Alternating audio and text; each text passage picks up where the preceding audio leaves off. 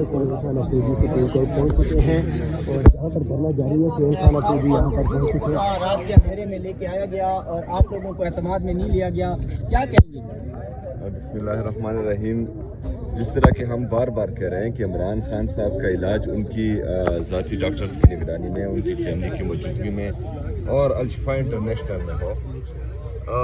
بار بار ہم یہ ایک ہی بات کر رہے ہیں, لیکن مسلسل یہ جعلی حکومت کی ہٹ درمی ہمیں سمجھ نہیں آ رہی کہ وہ کیوں اس بات کو نہیں مان رہے اور وہ کیا چھپا رہے ہیں کہ ان کو نہ ان کی فیملی سے ملنے دیا جا رہا ہے, نہ ہی ذاتی ڈاکٹر سے ملنے دیا جا رہا ہے.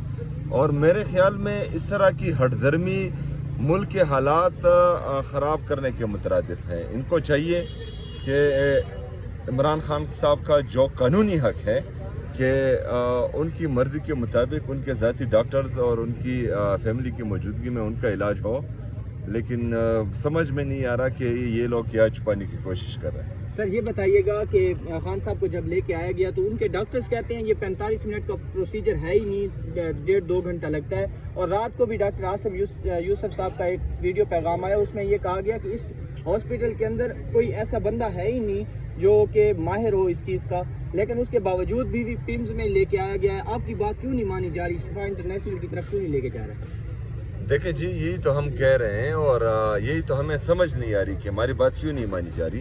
حالانکہ ہم نے بار بار یہ کہا ہے کہ ہم عمران خان صاحب کی صحت پر سیاست نہیں کرنا چاہ رہے ہیں, اور نہ ہی عمران خان صاحب نے ابھی تک اپنی صحت کی شکایت کی ہے, نہ ان کی فیملی نے کبھی ان کے صحت کا بہانہ بنا کر ان کو اسپتال شفٹ کرنے کی کوشش کی ہے. اگر فرض کرے ابھی یہ دوسری دفعہ ہے اور حکومت چپکے سے ان کو دوسری دفعہ اسپتال لے کر آ رہی ہے, تو اس کا مطلب ہے ان کی آنکھ کا مسئلہ سیریس ہے. اور جب مسئلہ سیریس ہے تو پیمز ہاسپٹل میں ریٹینا کا اسپیشلسٹ ہے ہی نہیں, یہ سرے سے موجود ہی یہاں پر نہیں ہے. اگر کوئی بھی ہے وہ معمولی ڈاکٹر ہوگا. تو ہم بار بار یہ کہہ رہے ہیں کہ الشفا انٹرنیشنل ہاسپٹل میں ہم مطمئن ہوں گے ان کی ذاتی ڈاکٹرز کی موجودگی میں, ان کی فیملی کی موجودگی میں, لیکن بہرحال وہ یہ نہیں کر رہے. تو یہی پوری قوم میں شدید تشویش بھی پائی جا رہی ہے اور غصہ بھی پایا جا رہا ہے. کے باوجود اگر انہوں نے نہیں کیا تو اس کے بعد آپ کو لگ رہا ہے کہ کوئی پریشر بلٹ ہو جائے گا ان کے اوپر؟ دیکھیں پریشر تو ان پر ہے. عمران خان صاحب تو کوئی معمولی بندہ نہیں ہے, وہ ملک کا سابقہ وزیر اعظم ہے اور اس ملک کا جو ہے سب سے بڑا سیاسی لیڈر ہے. تو اگر فرض کریں ان کی صحت کے ساتھ مذاق کیا گیا تو یہ پریشر آلریڈی ان پر ہے, اور اسی دباؤ کی وجہ سے جو ہے وہ ان کی تصویر بھی باہر نہیں آنے دے رہے ہیں. تو دباؤ اور پریشر ان پر دیکھو, امید تو ہمیں عدالتوں سے ہی رکھنا ہے, کیونکہ جس طرح کا رویہ ان کا ہے اور جس طرح ہر درمی یہ کر رہے ہیں اور مسلسل پاکستان تحریک انصاف کو دیوار سے لگانے کی کوشش کر رہے ہیں اور ہمیں بریتھنگ سپیس نہیں دے رہے, تو ان کا علاج جو ہے پھر احتجاج ہی ہے, جس کی تیاری بھی جاری ہے. لیکن بہرحال عدالتوں سے ہی ہمیں امید ہے اور کوشش کر رہے ہیں کہ عدالتیں جو صرف فیصلے ہی سنا رہی ہیں وہ انصاف بھی کریں. جواب دیتے ہیں نہ وہ ہماری بات سنتے ہیں جب ہم سپریم کورٹ کے باہر جا کے بیٹھتے ہیں. تو دوسری طرف اگر آپ پشاور ہائی کورٹ کی بات کی جائے تو آپ نے 24 گھنٹے میں دھرنا جو ہے آئی جی صاحب کو حکم ملا کہ ختم کروایا جائے تو وہ ختم ہو گیا. تو کیا سمجھتی ہیں یہ عدالتوں کا دورہ معیار؟ دیکھیں ہم تو یہی کہہ رہے ہیں عدالتوں سے کہ آپ فیصلے نہ کریں, صرف انصاف کریں, اور پاکستان تحریک انصاف کو جو ہے دوسرے درجے کا شہری نہ سمجھیں. پاکستان تحریک انصاف کے جتنے بھی کارکن ہیں وہ اس پاکستان کے رہنے والے ہیں, اس پاکستان کے شہری ہیں, اور ان کے ٹیکس کے پیسے سے ہی آپ کو تنخواہیں ملتی ہیں.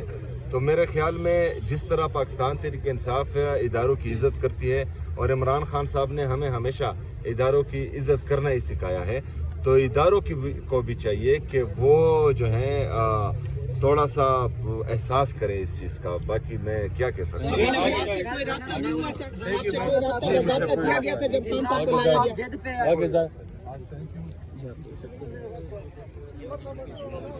جی یہ سب دیکھ سکتے ہیں آپ لوگ سہیل خان آفریدی صاحب سپریم کورٹ آف پاکستان پہنچے ہیں اور اس وقت علامہ ناصر صاحب سے ملیں گے. یہ اس وقت مناظر ہے سہیل آفریدی صاحب یہاں پر پہنچے ہیں. یہ اس وقت صورتحال ہے سپریم کورٹ کے باہر, آپ لوگ یہ مناظر دیکھ سکتے ہیں.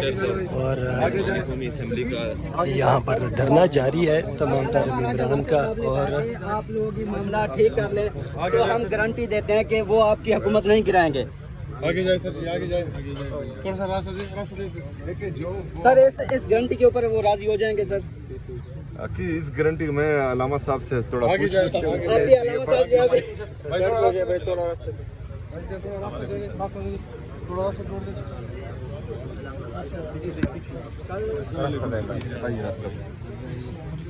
سر آپ نے کہا تھا کہ اگر جو ہے ہم ان کی حکومت نہیں گرنے دیں گے اگر یہ عمران خان کے ساتھ معاملات ٹھیک کر لیں. دیکھیں میں نے یہ جو کہا تھا پچھلی جب حکومت کرائی گئی تھی عمران خان صاحب کی سارے لوٹے بنے تھے.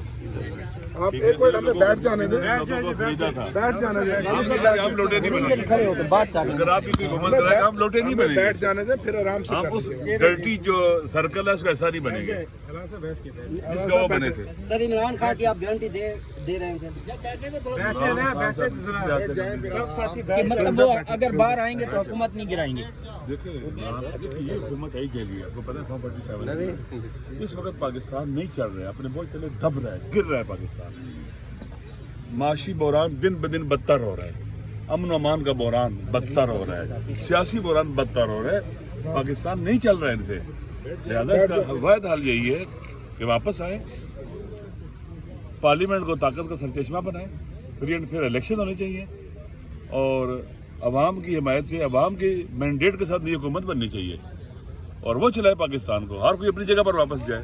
جو آئین میں ترامیم کی گئی ہیں واپس چلی جائیں ساری کی ساری. رول آف لا ہونا چاہیے. جنہوں نے انکروچمنٹ کی اور اپنے حلف کے خلاف انہوں نے پولیٹیکل پاور گین کی ہے واپس جانا چاہیے ان کو. پاکستان ایسے چلے گا وائلڈ نہیں چلے گا, نہیں چل رہا ہے. کوئی سمجھ ہے پاکستان چل رہا ہے, نہیں چل رہا ہے پاکستان. ان کی جڑیں عوام میں نہیں ہیں. اگر عوام میں جڑیں ہوتی تو یہ کبھی غزہ نہ جاتے. صرف جہازیں چل رہی ہیں. اور جناب آپ جیسے انہوں نے کہہ دیا کہ اب آپ جہاز خریدیں, آپ اڑان کریں. ہم تو کہتے ہیں سیٹلائٹ مل جائے یا آسمانوں پہ چلے جائیں. اس پاکستان کو خالی کریں. یہاں پر ایسے لوگ آنا چاہیے جو عوام کا دکھ درد محسوس کریں. ان کے عوام میں سے ہوں, نہ وہ ہوں جن کو پتہ ہی نہیں کہ عوام کا درد دکھ کیا ہوتا ہے. تو پاکستان تباہی کی طرف جا رہا ہے. اور یہ جناب جہاز خرید رہے ہیں, شرم نہیں آتی ان کو. غربت دن بدن بڑھ رہی ہے, کسان چیخ رہا ہے, مزدور چیخ رہا ہے, صنعت کار چیخ رہا ہے, اور یہ عوام میں اڑنے کا سوچ رہے ہیں. سر آپ کیوں نہیں جہاز خرید رہے ہیں؟ وہ 11 روپے کا جہاز خرید سکتے ہیں. تو آپ کے پاس تو ایک ہیلی کاپٹر ہے, آپ بھی اپنے صوبے کا جو ہے وہ آپ کیوں نہیں خریدتے؟ دیکھیں ہمارا جو ہیلی کاپٹر ہے وہ ریسکیو ایکٹیویٹی کرتے ہوئے گر گیا تھا, جس میں ہمارے کیپٹنز بھی شہید ہوئے تھے, پائلٹس بھی شہید ہوئے تھے. تو ہیلی کاپٹر تو صوبے کے لیے انشاءاللہ تعالی ہم خریدیں گے, لیکن اپنے ناشتوں کے لیے اور باہر جو ہیں شاپنگز کے لیے, عیاشیوں کے لیے ہم کوئی بھی طیارہ نہیں خریدیں گے. اور میرے خیال میں پاکستان ایک مقروض ملک ہے اور ہم ہر وقت جو ہیں IMF سے بھیک مانگنے کے لیے پہنچ جاتے ہیں کچ کول اٹھا کر, اور اس طرح 11 ارب روپے کا اپنی عیاشیوں کے لیے طیارہ خریدنا سمجھ سے بالاتر ہے. اور جس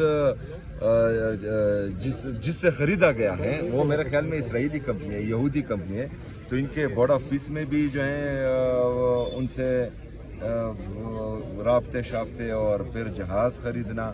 تو میرے خیال میں یہ انہوں نے جو الزامات عمران خان صاحب پر جھوٹے لگائے تھے وہ ان پر سچ ہی ثابت ہو رہے ہیں.